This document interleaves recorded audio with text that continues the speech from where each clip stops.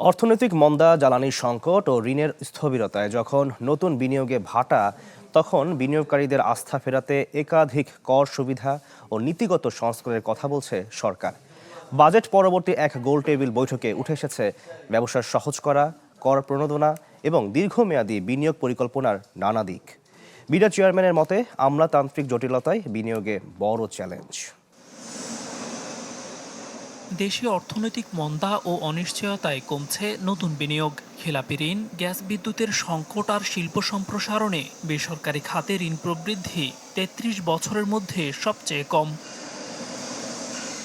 আগারগাঁওয়ে বিনিয়োগ ভবনে বাজেট পরবর্তী গোলটেবিল বৈঠকে জানানো হয়, নতুন ব্যবসা অনুমোদন ১৪ দিনের মধ্যে না মিললে তা স্বয়ংক্রিয়ভাবে অনুমোদিত হবে। ভ্যাট ব্যবস্থাতেও আসছে ডিজিটালাইজেশন।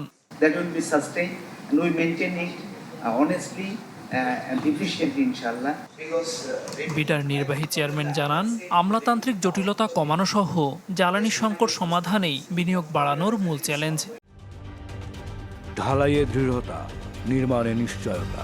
প্রিমিয়ার সিমেন্ট, ঢালাইয়ের রাজা। আর শিল্পকর কাঠামো সহ প্রণোদনা নিয়ে সরকারের পরিকল্পনার কথা তুলে ধরেন প্রধানমন্ত্রীর আইসিটি, টেলিকম ও বিজ্ঞান বিষয়ক উপদেষ্টা। জ্বালানি সমস্যার কোনো রাতারাতি সলিউশন আসলে নাই।